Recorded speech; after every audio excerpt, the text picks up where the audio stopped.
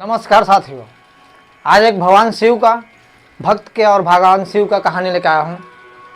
एक गांव में एक बूढ़ी माँ थी जो भगवान शिव का बहुत बड़ा भक्त थी। बहुत ज़्यादा भगवान शिव को मानती थी, बहुत ज़्यादा उनकी भक्ति करती थी, हमेशा उन्हीं की सेवा में लीन रहती थी। लेकिन वो कभी भी किसी को दान नहीं करती थी, क्योंकि अन्न दान बहुत बड़ा दान होता है और वो किसी को दान नहीं करती थी। वो कहती थी कि मैं ऐसे मेरे भगवान खुश रहते हैं, किसी को दान नहीं करती थी। तो वो बहुत लोग समझाए, लेकिन वो बूढ़ी माँ दान करके राजी नहीं हुई। वो कहती है मुझे भगवान शिव ऐसे ही मिल जाएंगे, क्योंकि मैं उनसे बहुत सच्चा प्रेम करता हूँ। भगवान शिव एक दिन सोच रहे थे कि ये मेरी सच्चा भक्त हैं, अगर मैं इनको दर्शन नहीं दिया या इनको कुछ ऐसा नहीं किया तो मेरे भक्त का मेरे से आशा टूट जाएगा, मेरे पे कोई विश्वास नहीं करेगा। तो भगवान जी ने एक योजना बनाया, एक साधु के रूप लेके, एक भिखारी के रूप लेके वो बूढ़ी माँ के गांव में गए और बूढ़ी माँ के घर पे ही चले गए और उनसे भिक्षा मांगने लगे। माँ ने ये कह के टाल दिया उनको कि बाबा बाद में आना, मैं अभी थोड़ा काम में बिजी हूँ, अपने घर में बिजी हूँ, मेरे वजह बहुत ज़्यादा काम है, इसलिए मैं अपने काम में बिजी हूँ, थोड़ी देर बाद आप आना, फिर मैं आपको भिक्षा दूंगी। थोड़ी देर बाद शिव भगवान गए तो माता बहुत ज़्यादा बिजी थी, वो घर से ताला बंद कर कहीं चली गई, घर पे नहीं मिली। भगवान शिव बोले चलो शाम के आते हैं।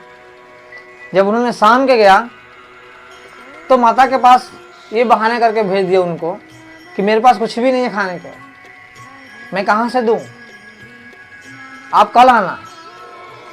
भगवान सोच में पड़ गए कि यार ये कैसी माता है, भिक्षा देने से मना कर रही हैं। वो चले गए। फिर वो कल आने की योजना बनाया, सुबह आने के, कि मैं इसको लेके ही भिक्षा छोड़ूंगा।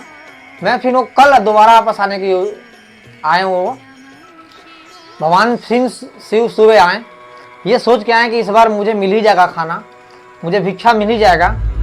बोले माता मैं बहुत ज़्यादा भूखा हूँ, मुझे खाना खिला दो, मैं आपके दरवाजे से कल से ही जा रहा हूँ भूखा, पर आप मुझे खाना नहीं दे रही हूँ, भिक्षा नहीं दे रही हूँ। तो बूढ़ी माँ ये कह के भगा दी उनको कि तुम्हारे जैसा बहुत लोग यहाँ पे आते हैं, ये कह के उनको भगा रही थी।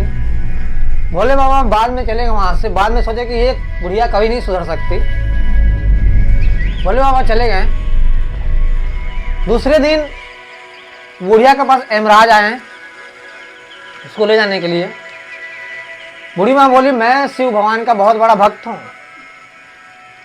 मुझे शिवलोक जाना है। तो यमराज ने बोले कि तुमने ऐसा कोई काम नहीं किया जो तुम शिवलोक जा सकती हो। बूढ़ी माँ दूसरी जगह जाने को राजी नहीं थी, वो शिवलोक के बार बार जिद कर रही थी। वो कह रही थी मैं भोले बाबा को सुबह शाम पूजा करती हूँ, मैं उनके लिए अच्छा अच्छा फूल, अच्छा अच्छा बेलपत्र चढ़ाता हूँ, फिर भी मेरे को दूसरी जगह क्यों ले जाना चाहते हो? मैं जब तक भोले बाबा शिवलोक नहीं जाऊँगा मैं कहीं भी नहीं जाने वाली। लेकिन वो अंत में हार के उसने बोली कि नहीं, आपको मैं लेने आया हूँ, आपको जाना पड़ेगा। यमराज ने बोले ठीक है ले चलो पहले, लेकिन एक बार मुझे शिवलोक ले चलो, मैं शिवजी से मिलना चाहता हूँ। कि ऐसा कौन सी गलती कर दी जो आप मुझसे मिलना नहीं चाहते हो, मुझे शिवलोक बुलाना नहीं चाहते हो? यमराज ने उस पर दया करके बुढ़िया पे उनको शिवलोक ले जाने की कोशिश किया और ले गए। ले जाने के बाद शिवलोक से दर्शन करके बुढ़िया बहुत ज़्यादा रोई। बोली भगवान मुझे ऐसा क्यों कर रहे हो आप? तो शिवजी ने बोले कि तुम सिर्फ शिव शिव जपने से तुम्हारा कुछ नहीं होता, तुम्हें एक अच्छा कर्म भी करना पड़ता है, लोगों के साथ एक अच्छा व्यवहार भी करना पड़ता है, एक सामाजिक कार्य भी करना पड़ता है। तुमने ऐसा कुछ नहीं किया, मैंने तेरे दरवाजे पे भिक्षा मांगने भी आया, तो किसी को भिक्षा भी नहीं दिया, यहाँ तक मुझे भी नहीं दिया। अन्न दान सबसे बड़ा दान होता है। उसने भोले बाबा के चरणों में गिर के बहुत ज़्यादा माफ़ी मांगी। तो भोले बाबा खुश होकर उन्होंने बोला कि जा तुमने बहुत ज़्यादा मेरी भक्ति की है, तुम्हें एक और मौका मैं देता हूँ, तुम्हें सिर्फ एक हफ्ते का मौका देता हूँ, जितना दान पुण्य करना, जितना सेवा करना तुम कर लो, तब तुम्हारी शिवलोक की प्राप्ति होगी। माँ ने शिव जी को प्रणाम किया और फिर से अपने मृत शरीर में समा गई। और फिर से जब जीवित हो गई वो, तो साधुओं को बहुत अच्छे से सेवा पानी, दान पुण्य, कपड़ा लता सब करके, खाना पीना खिला के, दान पुण्य करके उनको दान करने लगी। उन्होंने भिखारियों को दान किया, पूरे गांव वाले को खिलाने लगा, अपने घर का सारा चीज दान कर दिया, क्योंकि उनके पास और कोई नहीं था, सिर्फ अकेले माँ थी, बूढ़ी माँ। दान पुण्य करके उनके पास 1 हफ्ते का टाइम था। उन्होंने जब मृत्यु के प्राप्त हो गए, तब भगवान शिव ने उनको एक बार शिवलोक आने का मौका दिया। तो इस कहानी से हमें यह समझ में आता है कि हमें में कभी भी, अपने के लिए तो सभी जीते हैं, कभी दूसरे के लिए भी जी के देखा करो आप। अब एक इंसान गलत है, इनका मतलब कोई नहीं कि सब इंसान गलत है। तो कभी भी आप इतना स्वार्थी नहीं होना चाहिए। आपसे जो दान बने, थोड़ा बहुत ही बने, वो आपको करना चाहिए, क्योंकि दान सबसे बड़ा चीज है। जहां दान नहीं होती वहां बहुत बड़ा नुकसान होता है।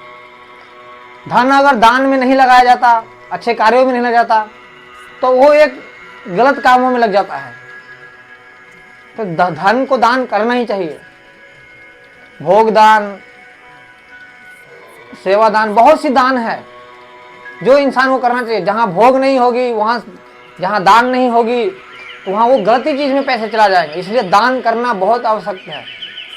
दान करें, दान करने से किसी की कमता नहीं है। तो आशा करते हैं वीडियो अच्छा लगा, वीडियो को लाइक और शेयर और कमेंट करें, और कमेंट में ओम नमः शिवाय जरूर लिखें आप। ओम नमः शिवाय, ओम नमः शिवाय, ओम नमः शिवाय 3 बार जरूर लिखें।